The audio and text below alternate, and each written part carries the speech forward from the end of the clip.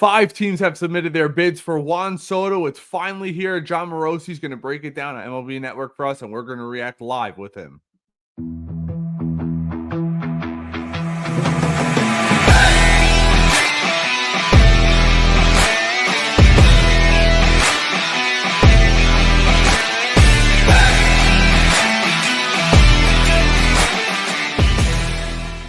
Welcome back to MetCast, friends. As always, I am Ray, and if you like our content, like and subscribe. But let's get right into it. We've been hearing the rumors for how many weeks now? From Carlos Baerga saying that there's $660 million on the table. Andy Martino last night saying that there has been no offers.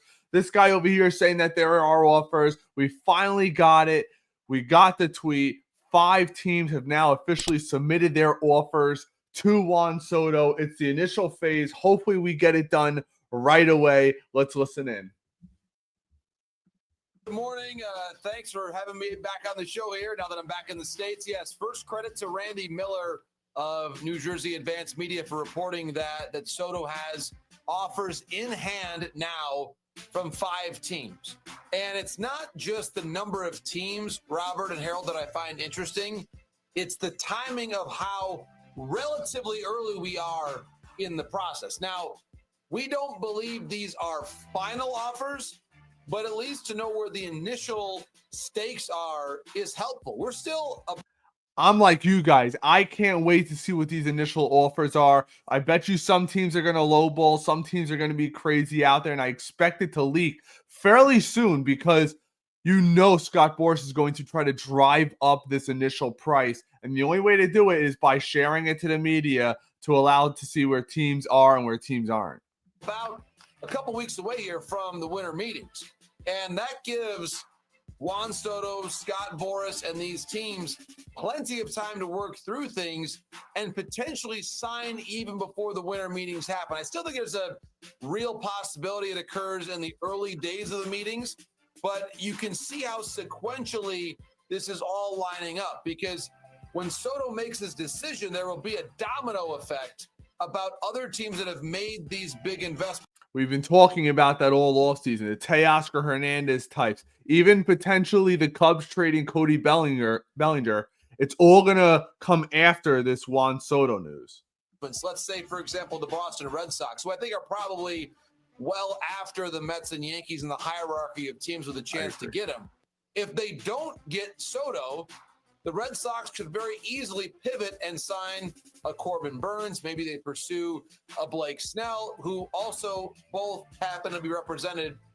I don't agree with that take. I mean, you're saying that if you don't get Juan Soto, you're just going to transfer to pitching and just forget about the outfield. It doesn't make sense to me. Well, let's keep listening. By Scott Boras. So right. the names of the teams I find interesting. The Dodgers, I want to make this point on them. There's been all this talk about could they add one more superstar? Well, effectively, Ohtani is theirs for free in terms of how much money they're actually paying him, given all the deferment. So they have the capacity to get Soto. I am of the mind that the team that gets Soto will be the most desperate. What do you guys think about that? The most desperate team's going to get him. Are the Mets the most desperate team? In my eyes, they are, especially after losing out on Carlos Correa a couple years ago. That whole debacle, the Scherzer debacle, the Verlander debacle. I think Steve Cohen wants to finally land his superstar in New York City. To get Soto, the Dodgers are not a desperate team. No, that's a very good point. My question, JP, off of this is, okay, the offers are in. If JP, Harold, and Roflo have offers in, how do we know what the other offer is? And I say, I'm out. Okay? Right. When's that process going to happen? Because at some point, you got to be able to say, I'm sorry, but Robert came in 5 years and offered him $500 million. Yeah. And I go, well, that's never mind. I'm out.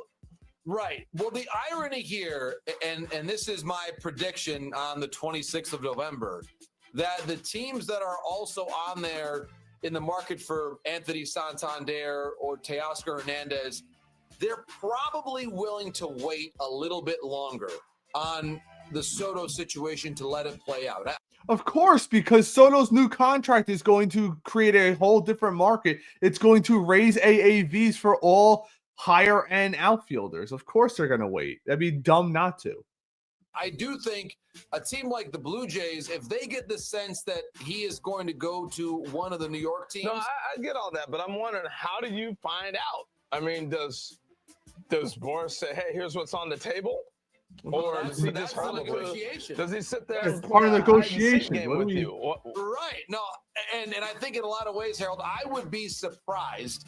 And obviously there are the ethics and relationships that prevail in a negotiation such as this, a high stakes negotiation, by the way, where the full industry expectation is that number is going to be over $500 million. What's $500 million among friends, to where there's going to be at least some conversation where, and you have to, as a GM, sense how real your chance is. And again, the reason why I mentioned the Blue Jays is this: if they get the sense that they are not even the favorite or the second favorite, it would behoove the Jays to almost pull out and then strike the deal with Santander before the other runners up do the same thing. And to then. But that's also insinuating Santander and those guys are dumb. He's not dumb. He knows that he's the top fallback option and teams are going to be all over him. So he's just going to sit and wait and be patient, in my opinion. I think that honestly, the better poker game is between these teams we're talking about and the agent for Santander and the agent for Teoscar, because those players are not represented by Boris. That's where it gets interesting. With respect to Boris, what makes it such a unique offseason is that in terms of the other big dollar guys, I mentioned Burns, I mentioned Snell, they're also represented by Boris. And so he has more information.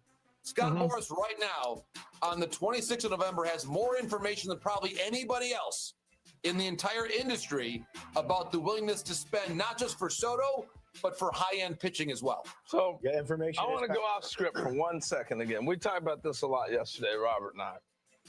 How are we getting to 500? Because I want to know how we got here.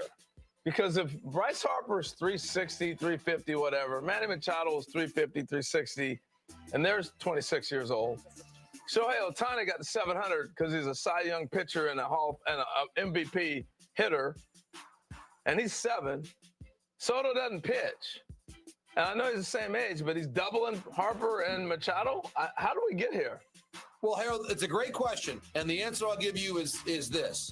If you consider year over year and the increase of what you're paying for superstar players, and you're right, Shohei, even though it's deferred money, stretched at least the nominal number for what a per year basis could possibly be in the history of the game.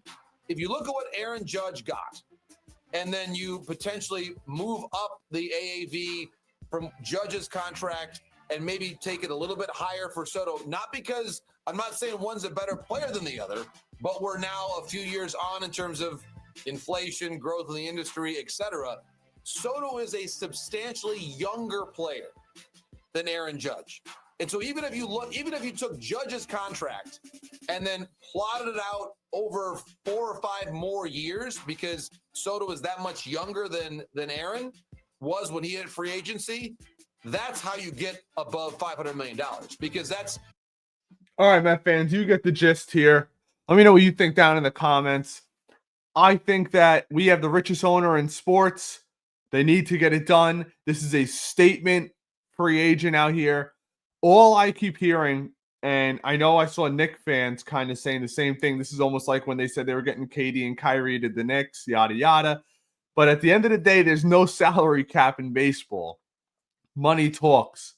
And if we're going to keep flaunting that we have the richest owner in baseball, we need to spend like it. And it's not like we have some absurd payroll right now. $150+ million coming off the books. If Soto fits in around $45 million right there, there's still plenty of money to make this roster round.